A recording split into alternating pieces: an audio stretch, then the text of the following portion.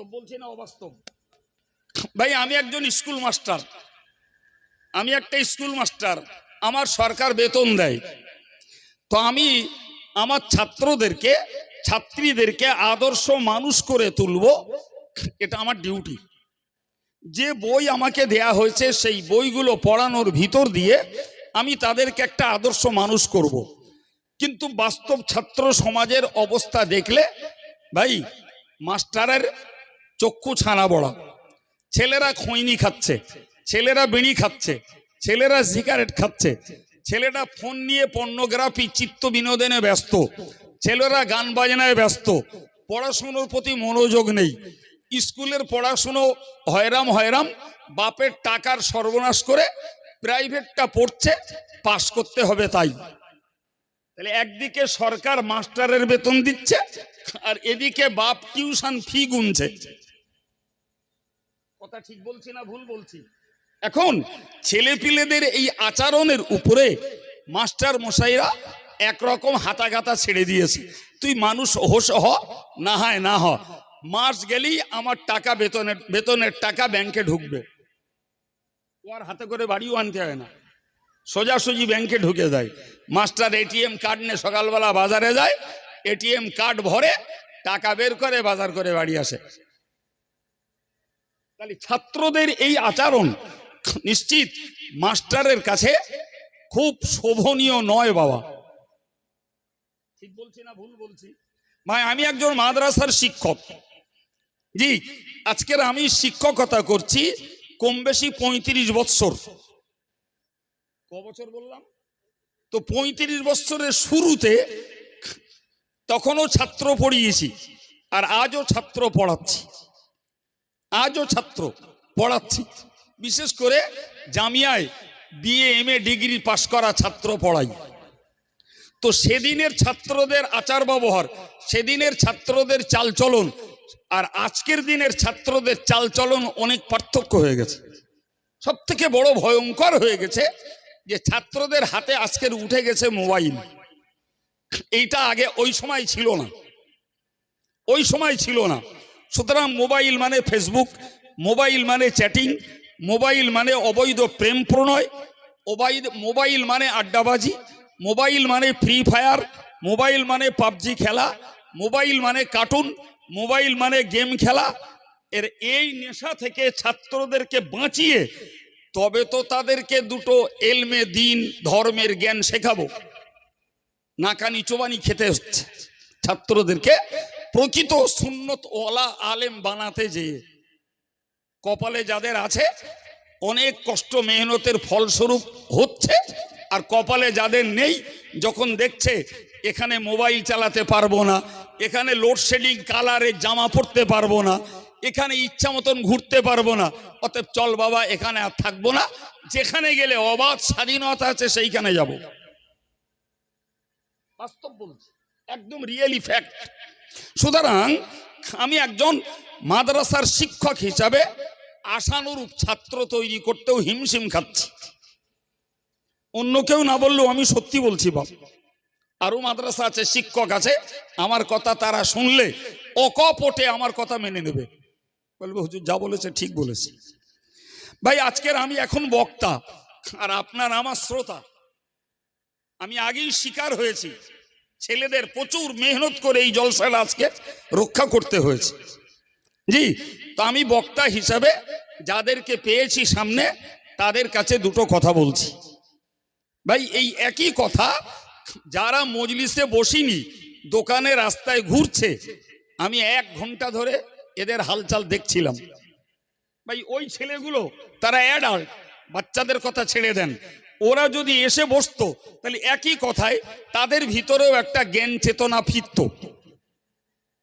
জি, তাহলে এই যে পরিবেশ, তাহলে এই পরিবেশটাও একজন আদর্শ বক্তা হিসাবে মন থেকে মেনে নেওয়া বড্ড কষ্ট।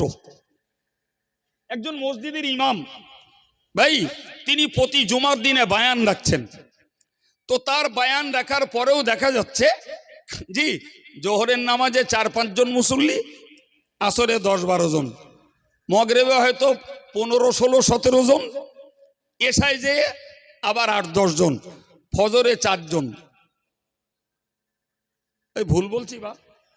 আচ্ছা, এই কথাটা কি ইমাম সাহেব মসজিদে বলেছে যে বাবা তোমরা ফজরে 4 জনের বেশি এসো না, জোহরে 6 জনের বেশি এসো না, এরম বলেছে ইমাম সাহেব?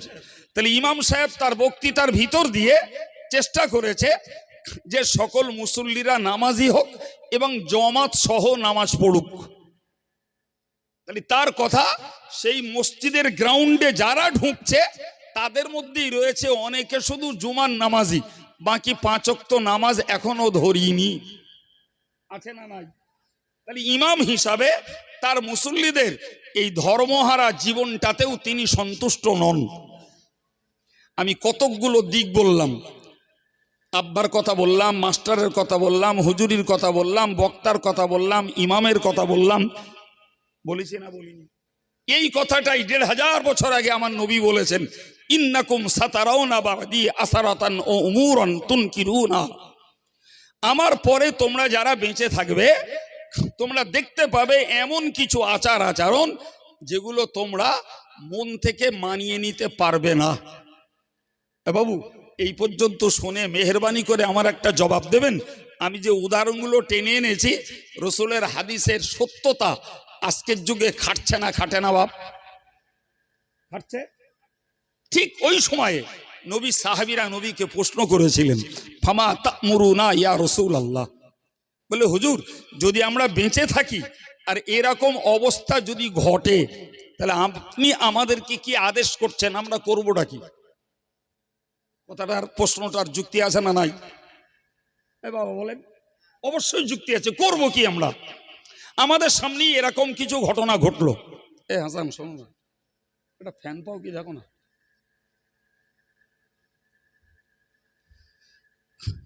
কি করব আমরা? প্রিয় নবী কি চ্যাম্পিয়ন কথা বলেছেন। নবী বললেন, আদ্দু ইলাইহিম হাক্কাহুম ওয়াসআলিল্লাহ লাকুম। কি সুন্দর বললেন নবী, তোমরা তোমাদের হক, তোমাদের দায়িত্ব, তোমাদের ডিউটিটা তোমরা পালন করো। একটু মন খুলে সুবহানাল্লাহ বলেন। তোমাদের ডিউটিটা তোমরা পালন করো।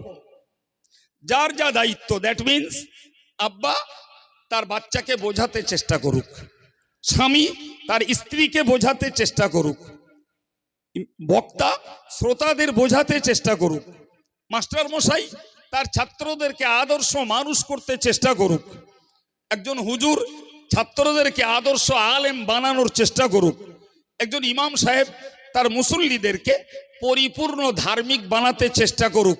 এটারই নাম হলো ডিউটি পালন, এটারই নাম হলো হক আদায়। বাবা কথা বোঝা গেছে?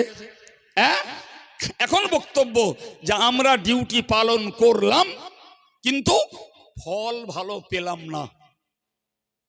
জি মাতিন সাহেব বলছিলেন না যে আমি ওই কথাটা ভালো শুনতে পাইনি, যে আশুরার সভা হচ্ছে 10 বছর, এই 17 বছর, এরকম কথা বলছিলেন। হ্যাঁ, যে 17 বছরে আমাদের রেজাল্ট কি? তো সত্যি সত্যি আমরা রেজাল্টের হিসাব কষিনি, কিন্তু আমি আপনাকে বলেছি যে বছরে বছরে গুনে গুনে আমরা রেজাল্টের হিসাব না কষলেও মৌলিকভাবে বুঝতে পারছি যে কিছু ভালো ফল নিশ্চয়ই হয়েছে। তা না হলে কিছু মানুষের মুখের দাড়ি, মাথার টুপি, বেদাড়ি, তারপরেও নামাজি, এরম লোক আমরা সমাজে মোটেই পেতাম না। হ্যাঁ না বলেন, পেয়েছি তো কিছু, তাহলে কিছু ফল হয়েছে। এখন রাসূলুল্লাহ বললেন যে তোমরা তোমাদের হক, তোমাদের ডিউটিটা তোমরা পালন করো, বিনিময়ে তোমাদের যে পাওনা গন্ডা, তোমাদের যে সওয়াব, তোমরা ওইটা আল্লাহর কাছে চেয়ে নাও। সুবহানাল্লাহ হবে না? তার মানে কি বলেন তো, আমরা যে কি করছি আল্লাহ দেখছেন। বাপ কি চেষ্টা করছে, বক্তা কি চেষ্টা করছে, কিংবা একজন মাস্টারমশাই কি চেষ্টা করছেন, একজন মাদ্রাসার হুজুর কি চেষ্টা করছেন, একজন মসজিদের ইমাম কি চেষ্টা করছেন, একজন স্বামী কি চেষ্টা করছেন, এটি আল্লাহর কুদরতের নজরের বাইরে নয় বাপ। বাইরে কি? হ্যাঁ প্রিয় ভাইরা আমার, এর বিনিময়েই আল্লাহ পাক এই মানুষগুলোকে যাজা দান করবেন। সুবহানাল্লাহ। এই মানুষগুলো তাদের সওয়াব, তাদের মেহনতের পাওনা গন্ডা আল্লাহর কাছ থেকে পেয়ে যাবে। তো আমি আপনাদেরকে পাশে দাঁড়িয়ে এই উৎসাহটা দিতে চাইছি যে আমরা হতাশ হব না, বরং চেষ্টাটা করে যাব। ভাই অতটুকুই আল্লাহর কাছে নাজাতের জন্য আমাদের যথেষ্ট হবে। যদি চেষ্টা করার পরেও আল্লাহ পাকড়াও করতেন, তাহলে নূহ নবীর স্ত্রী হেদায়েত হয়নি, ছেলেও হয়নি, তাহলে নূহ নবী আল্লাহর কাছে ধরা খেয়ে যেতেন। এই হ্যাঁ না বলেন? অথচ নূহ নবী কে আল্লাহর কাছে ধরা খাবেন না। নবী ইব্রাহিম আল্লাহর কাছে ধরা খেতেন তার বাপ চাচারা হেদায়েত না হওয়ার জন্য, কিন্তু নবী ইব্রাহিম আল্লাহর কাছে ধরা খাবেন না। সর্বোপরি আমার নবী তিনিও ধরা খেতেন আল্লাহর কাছে। এই নবী, তোমার চাচা কেন হেদায়েত হয়নি? তোমার চাচতো ভাই কেন হেদায়েত হয়নি? কিন্তু আমার নবী ধরা খাওয়া তো দূরের কথা, বরং উন্নত মানের পুরস্কৃত হবেন আমার নবী তার চেষ্টা করার জন্য। আল্লাহ পাক কোরআন শরীফে বলেছেন, ইন্নাল্লাযীনা কাফারু সাওয়াউন আলাইহিম আনযারতাহুম আম লাম তুনযিরহুম লা ইউমিনুন। মহান আল্লাহ পাক কোরআন শরীফে বলেন, ইন্নাল্লাযীনা কাফারু সাওয়াউন আলাইহিম, ওগো নবী, এমন কিছু কাফের রয়েছে যে কাফেরগুলোর কাছে তুমি কলেমার দাওয়াত দাও আর নাই দাও, হেদায়েতের বাণী শোনাও আর নাই শোনাও, লা ইউমিনুন, ঈমান ওরা আনবে না, ওরা ঈমান আনবে না। কি অবাক করা কথা! আমার মতন খুজরো আব্দুল কাইয়ুম, জি মাতিন সাহেবের মতন টুনকো আব্দুল মাতিন, রেজাউল সাহেবের মতন আর একজন সাধারণ বক্তা, এসব কোথায়? খোদ আল্লাহ নবীকে বললেন, নবী, এমন কিছু কাফের আছে যাদের কাছে তুমি কলেমার দাওয়াত দাও আর নাই দাও, তারা হেদায়েত হবে না। নবী হতাশ হয়ে গেলেন, একদম নবী যেন মুচড়ে পড়লেন। কারণ কি জানেন তো বাবা? কারণটা জানুন ভাই। নবী যখন থেকে এসেছেন, গোটা পৃথিবীর সমস্ত মানুষ কিয়ামত পর্যন্ত সব নবীর উম্মত। সুবহানাল্লাহ বলেন, আর একটু জোরে বলেন। নবী নিজে বলেছেন, আবু দাউদের বর্ণনায় এসছে, তার অর্থটা এরকম, আনা লাকুম বিমানজিলাতিল ওয়ালিদ। রাসূলুল্লাহ মানুষকে লক্ষ্য করে বলেছেন যে আমি তোমাদের কাছে পিতার দরজায়। সুবহানাল্লাহ হবে না? নবী কি বললেন? আমি পিতার দরজায়, আর তোমরা হলে আমার সন্তানের দরজায়। এবার বলুন তো, পিতার সামনে যদি পুত্র আগুনে পড়ে, এটা কি পিতার পক্ষে কষ্টকর নয়? যে আমার বেটাটা আগুনে পুড়বে, আমি আব্বা হিসাবে কেমনে সেটাকে সহ্য করব? তো আমার নবী এই কথাটা ভাবতেন যে গোটা পৃথিবীর সকল মানুষ আমার উম্মত, আমার জাতি, এরা আমার সন্তানের সমতুল্য। এখন এদের মধ্যে একটা অংশ যদি জাহান্নামে যায়, এটা নবীর জন্য, নবীর কাছে বিরাট কষ্টকর। আমরা যারা নবীর দাওয়াতকে, নবীর কলেমাকে মেনে নিয়েছি, আমাদেরকে আরবি পরিভাষায় বলা হয় উম্মতে ইজাবাত, অর্থাৎ আমরা নবীর দাওয়াতে সাড়া দেওয়া সম্প্রদায়। সুবহানাল্লাহ বলেন। আর যারা নবীর দাওয়াতকে মেনে নেয়নি, এদেরকে শুধু বলা হয় উম্মতে দাওয়াত, অর্থাৎ এরা ডাক পেয়েছে কিন্তু ডাকের মূল্য দেয়নি। কিন্তু নবী চেষ্টা শুনবেন। কোরআন বলছে, লাআল্লাকা বাখিউন নাফসাকা আল্লা ইয়াকুনু মুমিনিন। আল্লাহ বললেন, হে নবী, আমি দেখছি ওরা ঈমান আনছে না বলে তুমি চেষ্টা করে করে নিজেই ধ্বংস হয়ে যাচ্ছ। আল্লাহু আকবার। মানে নবী এত খাটছেন, এত মেহনত করছেন, এত চেষ্টা নবী করছেন যে আল্লাহ বললেন যে ওরা ঈমান আনছে না বলে ওদের ঈমান আনাবার জন্য তুমি চেষ্টা করে করে নিজেই ক্ষতিগ্রস্ত হচ্ছ, নিজেই ধ্বংস হচ্ছ। তো আমি তো এত দায়িত্ব তোমার দেইনি তো নবী, তোমার দায়িত্ব এত দেইনি। দায়িত্ব কতটা দিয়েছেন? বাল্লিগ মা উনজিলা ইলাইকা মির রাব্বিক। নবী, তোমার দায়িত্ব হলো আমি আল্লাহ যেটা তোমার কাছে নাজিল করেছি ওইটা তুমি মানুষের কাছে পৌঁছে দাও। কে মানবে কে মানবে না এ দায়িত্ব তোমার না। তোমার দায়িত্ব মানুষের দুয়ারে পৌঁছে দেওয়া, মানুষের কানে পৌঁছে দেওয়া কলেমার দাওয়াতটাকে। জি, যে মানবে সে জান্নাতি, যে মানবে না সে জাহান্নামী। কিন্তু তুমি যে পরিমাণ চেষ্টা করছো, তুমি নিজে নিজেকে যেন ক্ষতিগ্রস্ত করছো, ধ্বংস করে ফেলছো। কিন্তু জানো নবী, তুমি যত চেষ্টাই করো, একদল কাফের রয়েছে, তারা কলেমার প্রতি বিশ্বাস করবে না, তারা ঈমান আনবে না, তারা আমি আল্লাহকে এক বলে স্বীকার করবে না, তোমাকে তারা আমার পাঠানো রসুল বলে তারা মেনে নেবে না।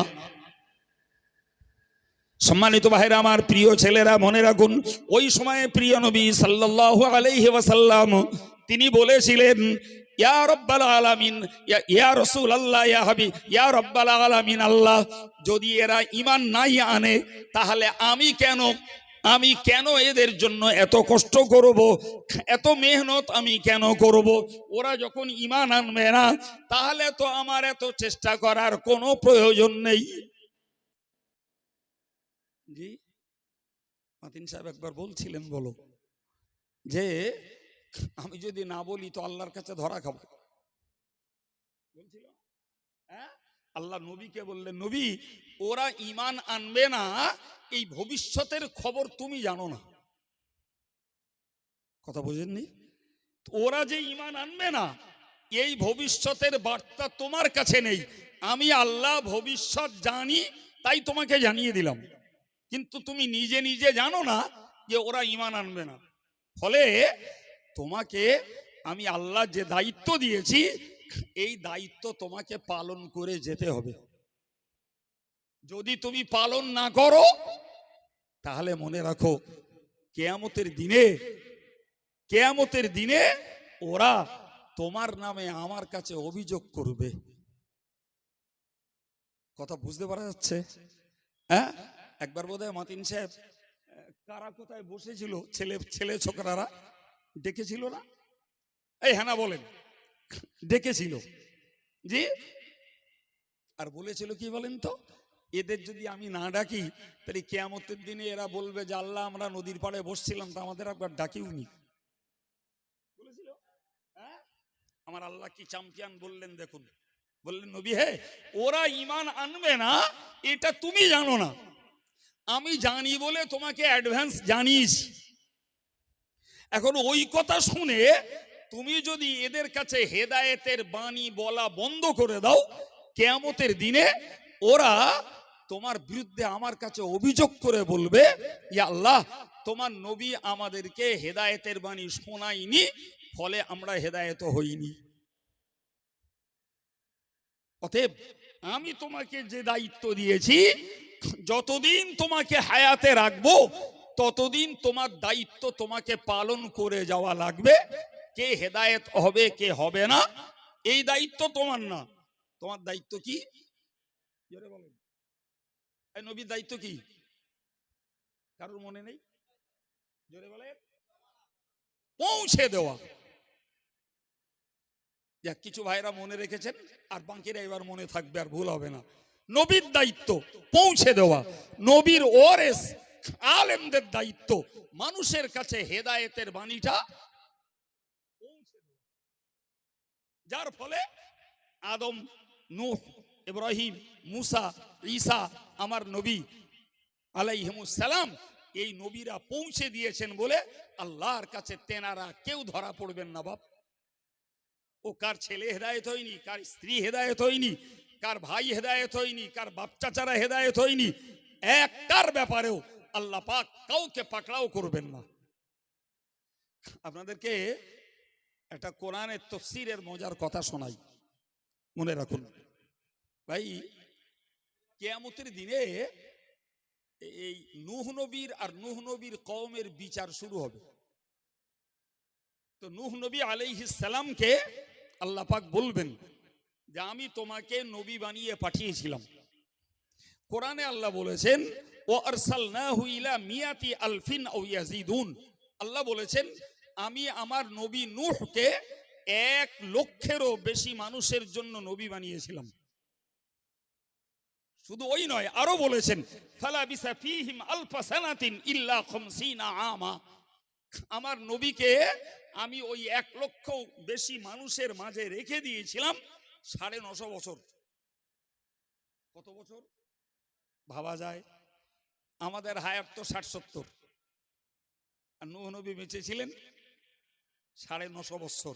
950 বছর নূহ নবী বেঁচে ছিলেন মানে তার কওমের লোকেরা ছিল না? ছিল না একদম। তারা না থাকলে কার কাছে বলবে? তাহলে তারাও ছিল। এই 950 বছরের রেজাল্ট মাত্র 80 জন লোক হেদায়েত হয়েছে। কজন বাপ? 80 জন। বাকি লোকেরা হেদায়েত হয়নি। সম্মানিত ভাইরা আমার, মনে রাখুন, কিয়ামতের মহাময়দানে ওই বাকি লোকদেরকে আমার আল্লাহ জিজ্ঞাসা করবেন, ও আমার নবীর কওমেরা, তোমরা কেন হেদায়েত হওনি? তোমরা কেন লা ইলাহা ইল্লাল্লাহ নূহ নবিয়ুল্লাহ এই কথাটাকে তোমরা কেন মেনে নাওনি? ওরা এক কথায় বলবে, আল্লাহ আপনার নবী আমাদের কাছে হেদায়েতের বাণী শোনায়নি।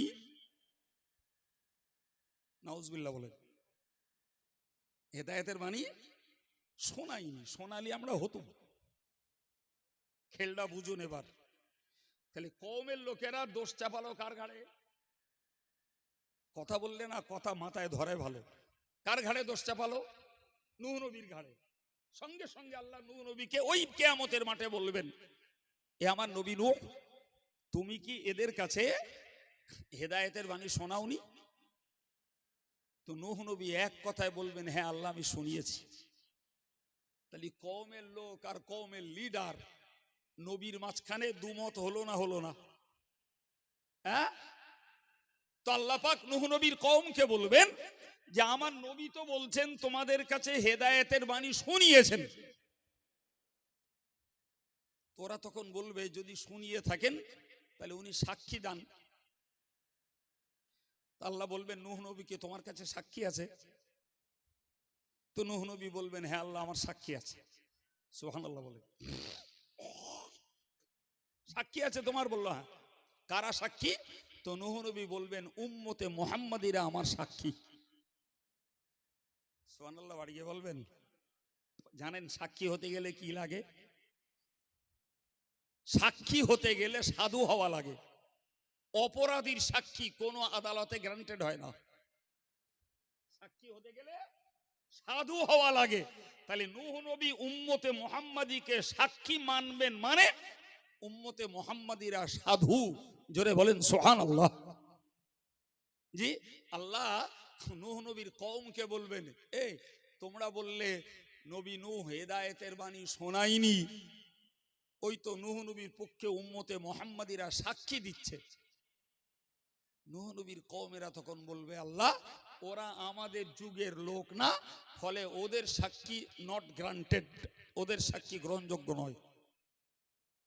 ওদের কথা যুক্তি আছে? হ্যাঁ বলেন, আছে না নাই? শিখে রাখুন, সাক্ষী দিতে গেলে সরজমিনে হাজির থাকা লাগে। ওই লোকের কাছ থেকে শুনে যে সাক্ষী দেওয়া যায় না। যে ফিল্ডে হাজির থাকবে সেই পারবে সাক্ষী দিতে। ফিল্ডে যে হাজির নয় তার সাক্ষী আদালতে গ্রহণযোগ্য নয়। সম্মানিত ভাইরা আমার, ভালো করে মনে রাখুন, আমার আল্লাহ পাক উম্মতে মুহাম্মাদিকে বলবেন, ওগো উম্মতে মুহাম্মাদি, নূহ নবীর কওমের লোকেরা তো ঠিকই বলছে, তোমরা তো ওদের যুগের লোক নও। তাহলে নূহ নবী হেদায়েতের বাণী শুনিয়েছেন কি শোনায়নি, তোমরা কেমনে বুঝলে? কি করে বুঝলে? ওই সময় আমরা বলবো, রব্বুল আলামিন আল্লাহ আপনি আপনার কালাম কোরআন শরীফ আপনার নবী মুহাম্মদুর রাসূলুল্লাহর কাছে নাজিল করেছেন। সেই কোরআনে উল্লেখ করা রয়েছে, ইন্না আরসালনা নূহান ইলা কওমিহি আন আনজির কওমাকা মিন ক্বাবলি আন ইয়াতিয়াহুম আযাবুন আলীম ক্বালা ইয়া কওমি ইন্নী লাকুম নাযীরুম মুবিন আন ইবুদুল্লাহা ওয়াত্তাকুহু ওয়া আতিউন ইয়াগফির লাকুম মিন যুনুবিকুম ওয়া ইউআখিরুকুম ইলা আজালিম মুসাম্মা। কি বললেন? আল্লাহ কোরআনে বলেছেন, আমি আমার নবী নূহকে পাঠিয়েছি তার কওমের কাছে। কি করতে পাঠিয়েছি? বলেছি যে তুমি তোমার কওমকে ভয় দেখাও। কিসের? যন্ত্রণাদায়ক আযাবের। এই কথা শুনে নূহ নবী তার কওমকে বলেছেন, ইয়া কওমি ইবুদুল্লাহ, হে আমার কওম, তোমরা আল্লাহর ইবাদত করো, আল্লাহকে এক বলে জানো। ইয়া কওমি ইবুদুল্লাহ মা লাকুম মিন ইলাহিন গায়রু, যিনি ব্যতীত কোনো মাবুদ নেই, তোমরা তার ইবাদত করো। আনি ইবুদুল্লাহ ওয়াত্তাকুহু, তোমরা যে শুধু আমরা হলেই হবে না, আমাদের পাশাপাশি অন্যদের জন্য আমাদের চেষ্টা করা লাগবে। তাই বলছিলেন তো নাকি? হ্যাঁ, সে হতে পারে আমার আব্বা মা, হতে পারে আমার বিবি বাচ্চা, হতে পারে ভাই, হতে পারে বোন, আমি যার জন্য চেষ্টা করব। রাসূলুল্লাহ হযরত আলী রাদিয়াল্লাহু আনহুকে বলেছিলেন, হে আলী, যদি একজন ব্যক্তি তোমার দ্বারায় হেদায়েত হয়, একজন ব্যক্তি যদি তোমার চেষ্টায় আল্লাহর পথে ফিরে আসে, তাহলে যে উট সহজে মেলে না, সেই উট হলো লাল রঙের উট। মুসলিম শরীফের হাদিসে এসেছে, রসুল বলেছেন, তোমার দ্বারায় একটা লোকও যদি হেদায়েত হয়, তাহলে একটা লাল রঙের উট দান করার থেকেও বেশি সওয়াব হবে। আর একটু মন খুলে বলেন, তাহলে আমি যদি কারোর জন্য চেষ্টা করি, প্রিয় ভাইরা আমার, তাহলে আমার তাতে সওয়াব রয়েছে। আমার মেহনত, আমার সময় ব্যয়, আমার কথা খরচ, এটা আমার জন্য লস নয়, বরং আল্লাহর দয়া হয়। আর আমার চেষ্টায় কোনো মানুষ যদি হেদায়েতের পথে আসে, আমি একটা লাল রঙের উট দান করার সওয়াব পাবো। সুবহানাল্লাহ। সম্মানিত ভাইরা আমার, তো আমি আপনাকে বোঝাতে চাইছিলাম যে আমরা ওয়াজ নসিহত শুনতে শুনতে এরকম একটা মনোবৃত্তি আমরা তৈরি করতে পেরেছি বলেই আমাদের কিছু ভাইয়েরা মায়েরা ধর্মের সঙ্গে আমরা বিজড়িত। যে ভাইয়েরা আজও ধার্মিক নন, তারা আজ শুনতে, কাল শুনতে, পরশু শুনতে, একদিন হয়তো তাদের হেদায়েতের আলোয় জীবনটা তৈরি হতে পারে, এই আশার পিছনে আমরা ছুটছি। একটু ভালো করে ভাবুন, নবী আদম আলাইহিস সালাম ওয়াজ করেছেন, তার বেটা কাবিল, তার কথায় হেদায়েত হয়নি বাবা। ভালো করে মুখস্থ করুন। নবী নূহ আলাইহিস সালাম ওয়াজ করেছেন, তার কথায় তার স্ত্রী হেদায়েত হয়নি, তার কথায় তার নিজের বেটা কেনান হেদায়েত হয়নি। নবী ইব্রাহিম আলাইহিস সালাম ওয়াজ করেছেন, তার কথায় তার বাপ চাচারা হেদায়েত হয়নি। ভাই নবী মুসা আলাইহিস সালাম ওয়াজ করেছেন, তার কথায় ফেরাউনের লোকেরা হেদায়েত হয়নি। হযরত নবী ঈসা ওয়াজ করেছেন, তার কথায় ইহুদি সম্প্রদায় হেদায়েত হয়নি, উল্টো তাকে শুলি কাষ্ঠে ঝুলিয়ে মারার জন্য চেষ্টা চালিয়েছে। ভাই নবী মুহাম্মদুর রাসূলুল্লাহ সাল্লাল্লাহু আলাইহি ওয়াসাল্লাম ওয়াজ করেছেন, কিন্তু তার কথায় তার নিজের চাচা আবু লাহাব হেদায়েত হয়নি, নিজের চাচা আবু তালেব হেদায়েত হয়নি, নিজের চাচা তো ভাই উতবা, সাইবা, রবিয়া, ওলিদ, এদের মতো মানুষগুলো হেদায়েত হয়নি। আমার কথা বুঝতে অসুবিধা হচ্ছে? হ্যাঁ, এখন বলুন, এই যে লোকগুলো হেদায়েত হয়নি, এর বিনিময়ে আল্লাহ পাক নবী আদম, নবী নূহ, নবী ইব্রাহিম, নবী মুসা, নবী ঈসা, নবী মুহাম্মদুর রাসূলুল্লাহ সাল্লাল্লাহু আলাইহি ওয়াসাল্লাম কারুর নবুয়তকে আল্লাহ কেড়ে নেননি। এই কথা বোঝাতে পারলাম? কারুর নবুয়তকে আল্লাহ কেড়ে নেননি। কারণ একটাই, যে আমার নবীর কথায় তার কওমের লোকেরা হেদায়েত যদি নাও হয়েছে, কিন্তু আমার নবী চেষ্টা করতে কোনো কসুর করিনি। সুবহানাল্লাহ। তাহলে আমাদের একটা দায়িত্ব ক্লিয়ার, একটা দায়িত্ব, সেটা হলো যে চেষ্টা করা থেকে আমরা কেউ দায় মুক্ত হতে পারবো না। ফল কি দাঁড়াবে পরের কথা, ঠিক না ভুল? শুনুন একটা হাদিস বলি। রাসূল করিম সাল্লাল্লাহু আলাইহি ওয়াসাল্লাম বলেছেন, ইন্নাকুম সাতারাউনা বা'দি আসারাতান ও উমুরান তুনকিরুনাহা। প্রিয় নবী বললেন যে আমার পরে তোমরা দেশ সমাজের মানুষের এমন কিছু অবস্থা দেখতে পাবে কথাটা বলছেন এখান থেকে 1400 বছর আগে নবী এরকম একটা সাহাবাদের মজলিসে রাসূলুল্লাহ বললেন, আমার পরে তোমরা এমন কিছু অবস্থা দেখতে পাবে যেগুলোকে তোমরা ঘৃণা করবে, অপছন্দ করবে, তোমাদের মনের কাছে সেগুলো মানিয়ে নিতে পারবে না। উদাহরণ দিলে বুঝবেন। ধরুন আজকের আমরা বাস্তবটাকে বুঝি। ভাই, আব্বা দিনদার ধার্মিক আল্লাহওয়ালা লোক, ছেলেটা ধর্মকর্ম করে না এবং উচ্ছৃঙ্খল অশৈলত জীবনযাপন করে, অবৈধ পরিবেশে মেশে, ফলে বেটার এই আচরণটা আব্বার কাছে খুব মনের কাছে মানানসই না। আব্বা মেনে নিতে পারে না, ছেলেকে বললেও ছেলে দাম দেয় না। আমি একজন ধার্মিক ব্যক্তি, আমার স্ত্রী অধার্মিকা, আমার স্ত্রী বেপর্দা, আমার স্ত্রী গলাবাজারি করে, আমার স্ত্রী বেহায়া বেলেল্লাপনা, আমি আমার স্ত্রীর চালচলন ঠাঁটভাঁট আমার কাছে সত্যিই বরদাস্ত হয় না, কিন্তু কিছু করার নেই, বলতে গেলেই ঝগড়া হয়। কেঁদেছে হাওয়া করে। বাবা, আমি আপনাদেরকে অন্য কিছু বোঝাতে চাইনি, আমি আপনাদেরকে বোঝাতে চেয়েছি যে আমাদের মন আর মুখ দুটো এক মেরুতে থাকা চাই, দু মেরুতে নয়, এক মেরুতে দাঁড় করাতে হবে মুখ আর মনটাকে, দুদিক করলে হবে না বাপ। তাহলে আমরা দোয়া করলে আল্লাহ আশা করা যায় ফেরত দেবেন না, যদিও তার জন্য আলাদা আরো শর্ত আছে। বিশেষ করে দোয়া কবুলিয়াতের জন্য হালাল খাওয়া একটি শর্ত। যাক, ও কথা আর বলছি না। আমি মূল কথা যেটা আপনাকে বোঝাবো বলে এই মহরমের অনুষ্ঠানটাকে দুটো পাঠ করে আপনাকে শুনিয়েছি। একটা পাঠ শুনিয়েছি মানে একটা শোনালাম, একটা হলো আশুরা,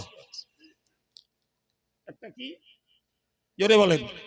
সেই আশুরা হলো মহরম মাসের 10 তারিখ, যেদিন ঘটেছে আল্লাহ পাকের অনেক রহমত বর্ষণের ঘটনা। আমরা যদি ওইগুলোর ওসিলা দিয়ে আল্লাহর কাছে দোয়া চাই, আশা করা যায় আল্লাহ আমাদেরকেও ফেরাবেন না, যদি হালাল খেয়ে মুখ আর অন্তরকে এক এক মেরুতে রেখে আল্লাহর কাছে দাবি করি। দ্বিতীয়, মহরমের আরেকটা দিক আমাদের মাথায় ধরে আছে, সেটা হলো কারবালা প্রান্তরে নবী পরিবারের শ্রেষ্ঠ সদস্য হযরত ইমাম হুসাইন হুজুর সহ ওই পরিবারের নারী পুরুষদের নির্মমভাবে শহীদ হওয়ার ঘটনা। এটা আরেকটা সাইড, যেটা ঘটেছিল 61 হিজরিতে। মহরম মাস দুনিয়া যখন থেকে শুরু তখন থেকে, আর এইটা ঘটেছে 61 হিজরি থেকে। আমার নবী যখন মক্কা থেকে মদিনাতে গেছেন তখন থেকে হিজরি বৎসর গণনা শুরু হয়েছে, তখন থেকে। তো 61 বৎসরের মাথায়, জি 61 বৎসরের মাথায় এই ঘটনা ঘটেছে। এবার আমার আগের বক্তৃতার এই বক্তৃতাটা একটু মিলিয়ে নেন ভাই। মূল মুদ্রা কথা, ইসলাম গণতন্ত্রের ধর্ম, ইসলাম রাজতন্ত্রের ধর্ম নয়। এই কথাগুলো একদম মাপা কথা মুখস্থ করুন। ইসলাম গণতন্ত্রের ধর্ম, তার বাংলা মানে হলো যোগ্যতা যার পথ তার। আর একটা হলো রাজতন্ত্র, যে যোগ্যতার বিচার হবে না, বাপ দেশের খলিফা, ছেলে খলিফা হবে, বাপ দেশের রাজা, ছেলে রাজা হবে, বাপ দেশের মুখ্যমন্ত্রী, ছেলে দেশের মুখ্যমন্ত্রী হবে, বাপ দেশের প্রধানমন্ত্রী, ছেলে প্রধানমন্ত্রী হবে, বাপ মসজিদের ইমাম, ছেলের যোগ্যতা না থাকলেও ইমাম, বাপ মুফতি, ছেলের যোগ্যতা না থাকলেও মুফতি, বাপ ডাক্তার, ছেলের যোগ্যতা নেই তাও ডাক্তার, বাপ মাস্টার, ছেলের যোগ্যতা নেই তাও মাস্টার, বাপ পীর সাহেব, ছেলের যোগ্যতা নেই তাও পীর সাহেব, বাপ কারি সাহেব, ছেলের যোগ্যতা নেই তাও কারি সাহেব। ভাই, ইসলাম এই নীতির ঘোর বিরোধী, এটা চলে না, এর নাম রাজতন্ত্র। এর নাম কি বাপ? রাজতন্ত্র। হযরতে আমিরে মুয়াবিয়া রাদিয়াল্লাহু আনহু, যিনি নবী পাকের সাহাবী এবং তিনি দীর্ঘদিনের দক্ষ রাজনীতিবিদ, 40 বছর ছিলেন শাম দেশের রাজ্যপাল, এই 20 বছর, আর পরের 20 বছর ছিলেন তিনি খলিফা। এমন একজন দক্ষ শাসক তিনি। ভাই, তিনি যখন ইন্তেকাল করছেন, ও কথা আলাদা কথা, শুধু আপনাদের এইটুকু ঢুকিয়ে দিলাম যে ভাববেন না যে তাহলে তো আমাদের ভারতবর্ষ গণতন্ত্রের দেশ, তাহলে তো এটা একদম নবীর সুন্নত মোতাবেক হচ্ছে। না বাপ, সে সুন্নতের বীজ অনেক আগে মারা গেছে। না যায়নি? সে সুন্নতের বীজ মারা যায়নি বাপ, কবে গেছে। জি, নামটা আছে গণতন্ত্র, কিন্তু পদ্ধতিটা গণতন্ত্রের নয়। ভাই এবার বুঝুন, এজিদ খলিফা হলো, এজিদের খেলাফতি মেনে নিলেন না হযরত আব্দুল্লাহ ইবনে ওমর, ওমরের বেটা। মেনে নিলেন না আবু বকরের বেটা হযরত আব্দুর রহমান। মেনে নিলেন না আব্দুল্লাহ ইবনে জুবাইর। মেনে নিলেন না হযরত আব্দুল্লাহ ইবনে আব্বাস। মেনে নিলেন না হযরত হুসাইন ইবনে আলী। এনারা কেউ এজিদের খেলাফতি মেনে নেননি, মেনে নেননি। খুব মাথা ঠান্ডা করে বুঝুন, আমি আমার কথার একদম সার কথা বোঝাতে চাইছি। বাকিরা একরকম ভয়ে মেনে নিয়েছেন, এনারা মেনে নেননি। কিন্তু পাল্টা এনারা লড়াই করতেও জাননি যে এজিদকে হটিয়ে দিয়ে খলিফা হব, জাননি। কিন্তু লোকে যখন ডেকেছে ইমাম হুসাইন হুজুরকে যে আপনি কুফায় এলে আপনাকে খলিফা বলে মেনে নেব, আর এজিদের খেলাফতিকে আমরা ত্যাগ করে দেব। এবার বুঝুন, হযরত ইমাম হুসাইন রাদিয়াল্লাহু আনহু তিনি তার নানাজির যে সুন্নাত, গণতান্ত্রিক পদ্ধতিতে নেতা নির্বাচন, রাজতন্ত্রের উৎখাত, এই একটি সুন্নতকে জিন্দা করার জন্য, গণতন্ত্রকে রক্ষা করতে আর রাজতন্ত্রকে উৎখাত করতেই হযরত ইমাম হুসাইন ওদের ডাকে নিজের সপরিবারে কারবালা প্রান্তরে গেলেন। আমি দীর্ঘ সময় ধরে আপনাদেরকে আলোচনা শুনিয়েছি, যে আলোচনার আমার সাবজেক্ট ছিল এটাই যে আমাদেরকে ডিউটি পালন করা লাগবে। কি লাগবে ভাই? কারবালার চরিত্রের মূল ঘটনা হলো নবী হুসাইন গিয়েছিলেন তার ডিউটি পালন করতে। কি করতে? তা না হলে তাকে প্রচুর পরিমাণে সাহাবারা নিষেধ করেছিলেন যে হুজুর আপনি কুফায় যাবেন। কুফার লোক গিরগেটির মতো, ওদের রং পাল্টায়, ওরা কখনো এক চরিত্রে থাকে না, ওদের কথা এক থাকে না, ওরা আপনাকে ডেকে নিয়ে মারবে। কেউ বলছিল ওদের ডাকে রক্তের গন্ধ পাওয়া যাচ্ছে, আপনি যাবেন না। কিন্তু হযরত ইমাম হুসাইন একটাই কথা চিন্তা করেছিলেন যে আজকে তারা আমাকে ডাকছে এজিদের রাজতন্ত্রের নিয়মে খলিফা হওয়াকে উৎখাত করে গণতন্ত্রের নিয়মে তারা খলিফা বানাবে। আজকে যদি এদের ন্যায় ডাকে আমি যদি সাড়া না দেই, তাহলে কিয়ামতের দিনে আল্লাহর কাছে আমাকে আমার নানাজির সম্মুখে আমাকে কৈফিয়ত দিতে হবে যে ওরা যখন তোমাকে খলিফা বানানোর জন্য এবং রাজতন্ত্রকে উৎখাত করে দিয়ে গণতন্ত্রকে প্রতিষ্ঠা করার জন্য তোমাকে ডেকেছিল, তুমি কেন সেটাকে সাড়া দাওনি? শুধু হু করে কাদার নাম কারবালা না। সম্মানিত ভাইরা আমার, মনে রাখুন, কুফার লোকেরা হযরত ইমাম হুসাইনের সঙ্গে মুনাফিকি করেছে। কুফার লোকেরা ইমাম হুসাইন হুজুরের সঙ্গে মিথ্যা কথা বলেছে। কুফার লোকেরা ইমাম হুসাইনের সঙ্গে ওয়াদা খেলাপি করেছে। কুফার লোকেরা ইমাম হোসাইনের সঙ্গে দুর্ব্যবহার করেছে। এখন আমাদের কাছে যদি মনে হয় ইয়াজিদ সেনা যারা কুফায় ছিল তারা যদি ইমাম হোসাইনের সঙ্গে মিথ্যা কথা বলে অন্যায় করে থাকে, তাহলে কারবালার ঘটনা থেকে আমার জাতিকে শিক্ষা নিতে হবে। আমরা অন্তত ইয়াজিদ সেনার চরিত্র নিয়ে মিথ্যাটা ব্যবহার করব না, মিথ্যা ত্যাগ করে দেবো। যদি মনে হয় ইয়াজিদ সেনারা ইমাম হোসাইনের উপরে মিথ্যা ওয়াদা করেছে এবং ওয়াদাকে ভঙ্গ করেছে, আমরা জীবনে আজকে প্রতিশ্রুতি নেব এই আশুরার ময়দানে মজলিসে বসে যে আমরা অন্তত জীবনে কাউকে মিথ্যা প্রতিশ্রুতিটা দেব না। 3 নম্বর মনে রাখতে হবে, যদি ইয়াজিদ সেনারা ইমাম হোসাইনের সঙ্গে মুনাফিকি করে যদি বিশ্বের দরবারে কলঙ্কিত হয়ে থাকে, আজকের আমরা হোসাইন ভক্ত, আমরা অন্তত পক্ষে জিন্দেগিতে কারোর সঙ্গে মুনাফিকি আচরণটা জীবনেও করব না। ভাইরে আমার, যদি ইমাম হোসাইনের পক্ষের লোক যদি আমরা হই, মনে রাখতে হবে ওই ইয়াজিদ সেনারা হযরত ইমাম হোসাইনের সঙ্গে দুর্ব্যবহার করে তাকে তারা চক্রান্ত করে কারবালার প্রান্তরে মারার জন্য নিয়ে গেছে। আমরা আজকের এই শিক্ষা গ্রহণ করব, আশুরার সবাই বসে জিন্দেগিতে আমরা কোনো দিনের তরেও চক্রান্ত করে কোনো মানুষকে ফাঁসাবো না। তবেই তো ইয়াজিদ সেনাদের চরিত্র আর হোসাইন ভক্তদের চরিত্রটা আলাদা হবে।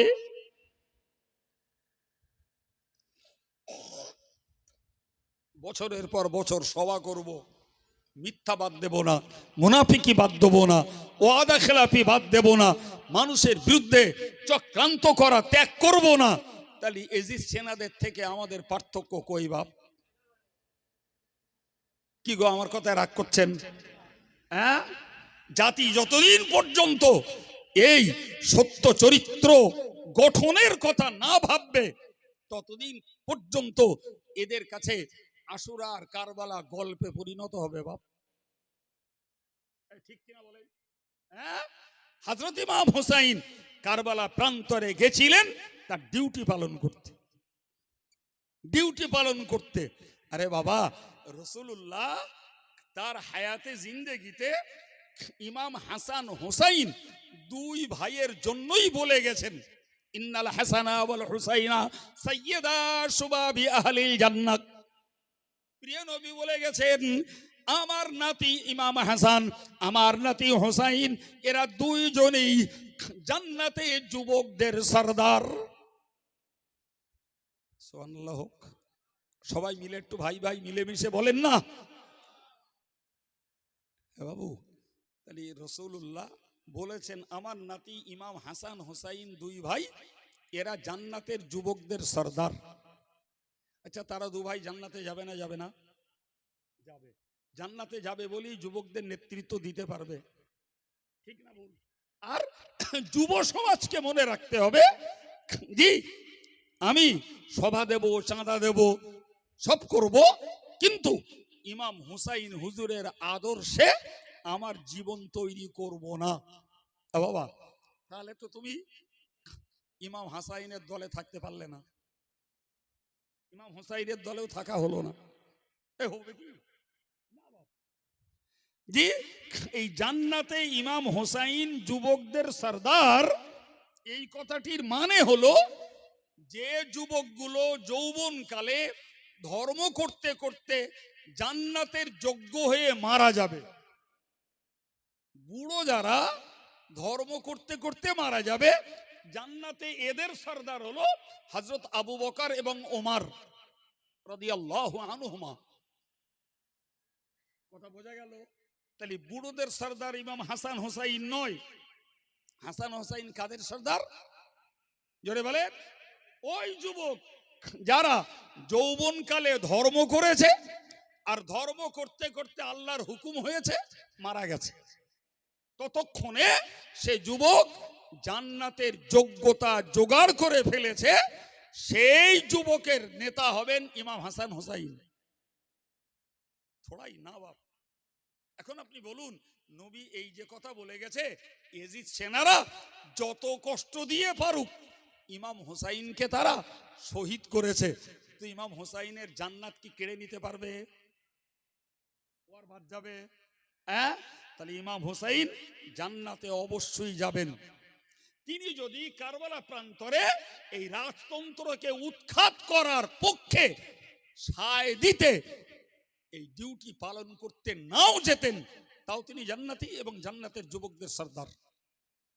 তারপরেও তিনি দেখেছেন আমি জান্নাতি ঠিকই আছে, কিন্তু এরা যখন আমাকে রাজতন্ত্রকে উৎখাত করে গণতন্ত্রকে প্রতিষ্ঠা করার জন্য যা ডাকছে, যদি আমি আমার ডিউটি পালন না করি আল্লাহর কাছেও কৈফিয়ত দিতে বাধ্য হব, আমার নানাজির কাছে মুখ দেখানো আমার পক্ষে লজ্জাস্কর হবে।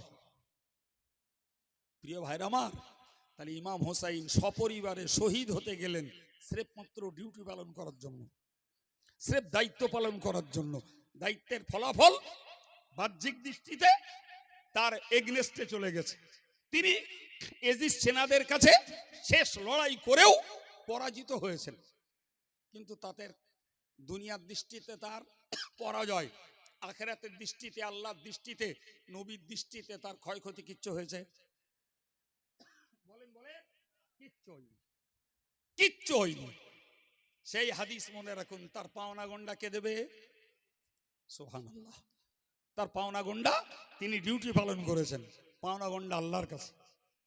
আল্লাহ কোরআনে বলেছেন, আল্লাহ কোরআনে বলেছেন ওয়ালা তাকুলু লিমান ইউকতালু ফি সাবিলিল্লাহি আমওয়াত বাল আহইয়াউ ওয়ালাকিন লা তাশউরুন।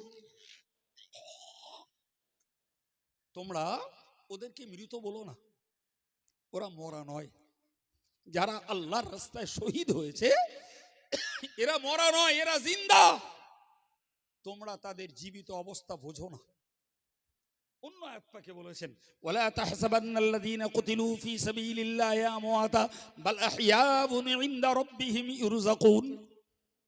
খবরদার, যারা আল্লাহর রাস্তায় জীবন দিয়েছে এদেরকে তোমরা মৃত ধারণা করো না, বরং তারা জীবিত এবং পরলোকে পরকালে তারা আল্লাহর পক্ষ থেকে রুজি রেজেক পায়। সুবহানাল্লাহ বলেন। বাবা, তাহলে হযরত ইমাম হোসাইন তার ডিউটি পালন করে আল্লাহর কাছে তার পাওনা গন্ডার হকদার হয়েছেন না হননি? হয়েছেন। আমি গোড়া থেকে আজকের আপনাদেরকে ওয়াজ শুনিয়েছি যে আমাদেরকে মূলত ডিউটিটা পালন করতে তৎপর আগ্রহী হওয়া লাগবে বাপ, তাহলে আমাদের এই সভা সার্থক। আমরা অন্তত আমাদের ডিউটিটা পালন করব। আব্দুল কাইয়ুমের একটা কথা, কি আব্দুল বাতিন সাহেবের একটা কথা, আমরা যদি আজকের আমাদের ডিউটি হিসাবে কাজে লাগাই, ভাই কপাল যার খুলবে সে আমার দায়িত্বের ফলে সে হেদায়েত হবে। আমি লাল রঙের উট দান করা সওয়াব পাবো, কিয়ামতে কৈফিয়তের হাত থেকে বেঁচে যাব, আর সেও বেঁচে যাবে। আর যার কপাল ফুলবে আমি বেঁচে যাব, সে ধরা খাবে। যে কিয়ামতের মাঠে বাপ ছেলের না, ছেলে বাপের না, বউ স্বামীর না, স্বামী বউর না, শ্বশুর জামাইয়ের না, জামি শ্বশুরের না, সাগরেদ পীর সাহেবের না, মুরিদ পীর সাহেবের না, ছাত্র হুজুরির না, কেউ কারুর, এই বলেন না কেউ কারুর।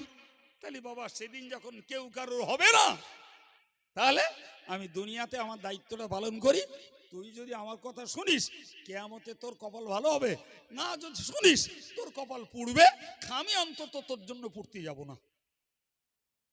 এর থেকেও সরল ভাবে তথ্য দিয়ে বোঝানোর মতন যোগ্যতা বাবা আমার আর নেই।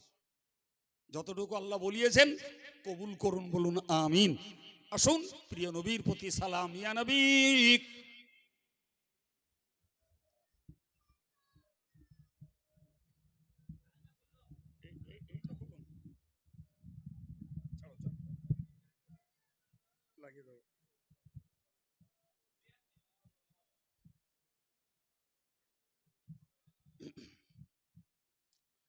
নবীদের সরদার সাজিয়া আসিলেন ধরায় নামিয়া, শোনালেন কোরআনের বাণী। আমিনার নয়ন মনি ইয়া নবী।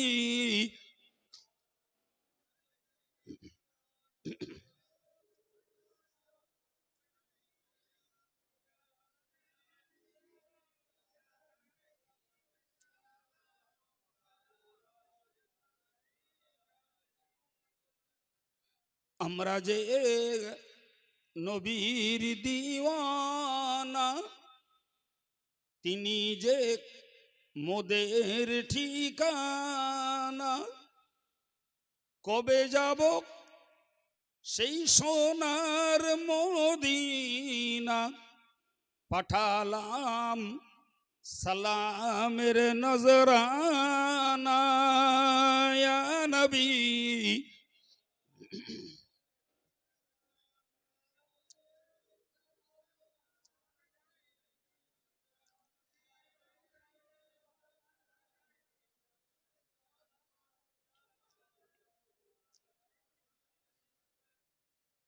পারবো কি যেতে মদিনাতে, পাবো কি পাক রওজা দেখিতে।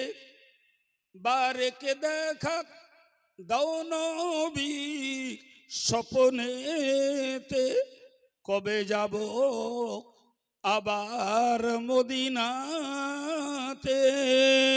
ইয়া নবী।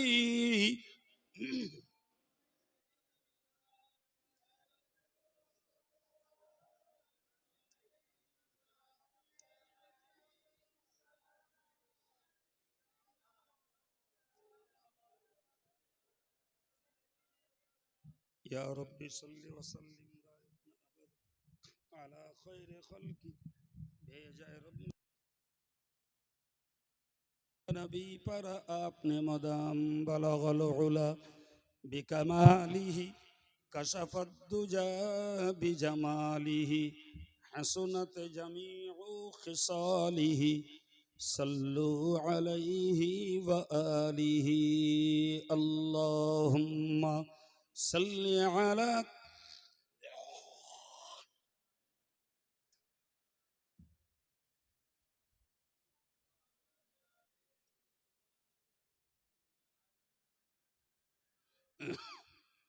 সম্মানিত ভাইরা, দোয়ার আগে আপনাদের কাছে সংক্ষিপ্ত একটি প্রচার। আপনারা জানেন আমরা দাদা হুজুর কেবলার মতাদর্শে দাঁড়িয়ে বসিরহাট হুজুর কেবলার কেতাবের অনুসরণে অল ইন্ডিয়া সুন্নতুল জামাত সংগঠন করি।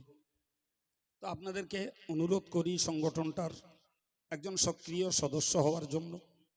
অনুরোধ করি বঙ্গনুর পত্রিকাটা সপ্তাহে বার হচ্ছে, পড়লে তাজা টাটকা কিছু কথা, কোরআন হাদিসের কিছু তফসির ব্যাখ্যা এবং কিছু আমাদের জীবনের কাজে লাগানোর কিছু ফতোয়া মশলা পাওয়া যায়। পারলে এক কাপ চা একটু কম খেয়ে সপ্তাহে একটা করে বঙ্গনুর একটু পড়ুন, নিজেরা পড়ুন, বাচ্চাদেরকে পড়তে দিন।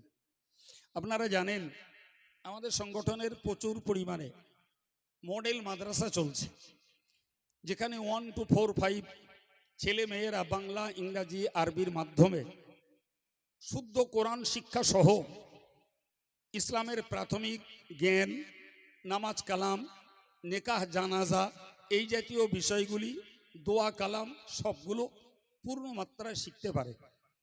আমাদের যে কোনো একটা বাৎসরিক ছাত্রছাত্রীদের প্রতিযোগিতার অনুষ্ঠানে গেলে দেখবেন যে বাচ্চা বাচ্চা ছেলেগুলো কতটা প্রশিক্ষণ পেয়েছে।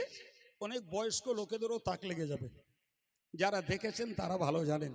অনুরোধ করব এলাকা ভিত্তিক একটা মডেল মাদ্রাসা তৈরি করে বাচ্চাদের জীবনটাকে অন্তত ইসলামের প্রাথমিক ভিত্তিটার উপরে দাঁড় করান। পরে তারা কি করবে ও দায়িত্ব থেকে আপনি রেহাই পেয়ে যাবেন, অন্তত বাচ্চাটাকে দাঁড় করান। আপনারা জানেন আমাদের মেয়েদের মাদ্রাসা চলছে আবাসিক, সেখানে মেয়েরা থাকে প্রায় 16টা। অনেকগুলো ছেলেদের মাদ্রাসা চলছে, বিশেষ করে আমার দায়িত্বে চলে জামিয়া রহমানিয়ার মতো একটি ইউনিভার্সিটি লেভেলের ইসলামী শিক্ষা প্রতিষ্ঠান, আল্লামা রুহুল আমিন রহমতুল্লাহ আলাইহির স্মৃতি জামিয়া রহমানিয়া, যেখানে হাফেজ হওয়ার পরে ভর্তি হয়। সেখানে রীতিমতো ছেলেরা কোরআন ট্রেনিং নিয়ে নিয়ে একদিনে মুখস্থ শুনিয়ে দিলে তবে তাদেরকে একটা সার্টিফিকেট দেওয়া হয়। 1.5 বছর 2 বছর করে 3 বছর সময় নেয়। কারি পড়ানো হয়, মৌলানা পড়ানো হয়, মুফতি পড়ানো হয়, আরবি সাহিত্যের উপরে অনার্স করানো হয়, হাদিসের উপরে অনার্স করানো হয়, কোরআনের তফসির বিভাগ পড়ানো হয়, ইলমে তাসাউফের আধ্যাত্মিকতার প্রশিক্ষণ দেওয়া হয়। এই প্রতিষ্ঠানটা চালাতে 1 বছরে খরচ প্রায় 2 কোটি টাকা। দেশের সরকারের 10 টাকা না, আর বিদেশ থেকেও 10 টাকা নেওয়া হয় না বা আসে না। ভাই সব এই দেশের ইসলাম দরদি, হানাফি মযহাবের দরদি, মুজাদ্দিদে জামানের সিলসিলার দরদি মানুষদের কষ্ট উপার্জিত অর্থের দান। আপনারাও মাঝে মধ্যে সেখানে দান করে থাকেন, কোরবানি চামড়ার টাকা বলি, যাকাত বলি, কিংবা সাধারণ দান বলি। তো আমি আপনাদের কাছে আজকের একটা অনুরোধ অন্তত করব, এই বৃহত্তম ইসলামী উচ্চ শিক্ষা প্রতিষ্ঠানটার একটা বাৎসরিক সদস্য হন। আপনি 100 টাকা দিয়ে পারুন, 200 টাকা দিয়ে পারুন, ক্ষমতা থাকে 500 টাকা দিন। জি, এখন আমাদের সদস্য সিস্টেম অনলাইন হয়েছে। এলাকায় যারা সদস্য আমাদের মেম্বার আছে, এজেন্ট আছে, তাদের কাছে আপনি দিলেই এখানে মেরে দেবে, জামিয়ার অ্যাকাউন্টে ঢুকবে। ইসালে সবের আগে আপনি চিঠি পাবেন, যাবেন, সময় মতো থাকবেন, ওয়াজ শুনবেন। ওখানে যে পয়সা দেওয়ার জন্য ভিড় করতেও হবে না, লাইনেও দাঁড়াতে হবে না। অনুরোধ এতটুকু যে জীবনে অনেক কিছুই তো করতে হয়, তো অন্তত এই বৃহত্তম ইসলামী শিক্ষার জন্য আপনি তার একজন সক্রিয় সদস্য হন। এইটুকু আপনাদের কাছে আজকের দিনে আমি দাবি রাখলাম। আল্লাহ কবুল করুন। দরুদ শরীফ। আল্লাহুম্মা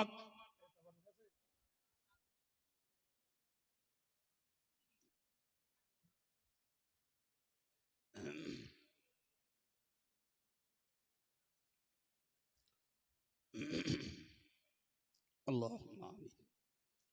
আলহামদুলিল্লাহি রাব্বিল আলামিন ওয়াসসালাতু ওয়াসসালামু আলা সাইয়্যিদিল মুরসালিন ওয়া আলা আলিহি ওয়া আসহাবিহি আজমাইন। ربنا ظلمنا أنفسنا وإن لم تغفر لنا وترحمنا لنكونن من الخاسرين. ربنا فاغفر لنا ذنوبنا وكفر عنا سيئاتنا وتوفنا مع الأبرار. মেহেরবান আল্লাহ, আমাদের সকলের জীবনের সমূহ গুনাহকে মাফ করে দাও। আল্লাহ, আমাদের পরিবারের নারী পুরুষ যারা এই দোয়ায় শরিক নেই তাদেরকেও ক্ষমা করে দাও। আল্লাহ, আমাদের ছেড়ে যারা ঈমান নিয়ে কবরে চলে গেছেন, ঈমানদার মুর্দাদেরকে তুমি মাফ করে দাও। আল্লাহ, আমাদের জিন্দেগির ছোট বড় ইবাদত আমালকে তুমি কবুল করে দাও। খাস করে দিনের বাণী, হেদায়েতের বাণী প্রচারের ছেলেদের অনেক কষ্ট মেহনতের আজকের আয়োজিত এই মাহফিলটাকে তুমি কবুল করো। আল্লাহ, শুরু থেকে পর্যন্ত ওয়াজ নসিহত, দোয়া দরুদ তাসবিহ তাহলিল, মেহমানদের জন্য তাবাররুকের ব্যবস্থাপনা, নেকির আশায় যা কিছু করা হয়েছে ত্রুটি বিচ্যুতি মাফ করে দিয়ে তুমি কবুল করো। বিনিময়ে যে সওয়াব তুমি নসিব করো, সর্বাগ্রে রাসূল করিমের পাক রূহে এর সওয়াব বকশিশ করে দাও। হুজুরের আলা ওলাদ আজওয়াজ মুতাহহারাত, সাহাবায়ে কিরাম, তাবেঈন, তাবা তাবেঈন, পীরানে তরিকাত, বুজুর্গানে দ্বীন, হুজুরদের রূহে সওয়াব পৌঁছে দাও। আল্লাহ, মক্কা শরীফ, মদিনা শরীফ, কুফা, বাগদাদ, বসরা, নাজাফ, দিল্লি, সারহান, পাঞ্জাব, আজমির, গুজরাতে, সারা ভারতে, গোটা পৃথিবীর জমিনে যত ইমানদার নারী পুরুষ রয়েছেন সকলের রূহে সওয়াব পৌঁছে দাও। আল্লাহ, 4 মাযহাবের ইমাম, 4 তরিকার ওলিয়ে কামেল, পীর মাশায়েখদের রূহে সওয়াব বকশিশ করে দাও। খাস করে ফুরফুরা শরীফের দাদা হুজুর কিবলা, তার আল আওলাদ, তার খলিফা হুজুরদের রূহে সওয়াব পৌঁছে দাও। আল্লাহ, বসিরহাট আল্লামা হুজুর দরগাহপুরী সাহেব, হামিদি সাহেব, সরসিনা পীর সাহেব, কালিয়ানি সুফি সাহেব, হাফেজ সাহেব হুজুর কিবলা, আল্লাহ তৎসহ আমার আব্বাজির রূহে সওয়াব বকশিশ করে দাও।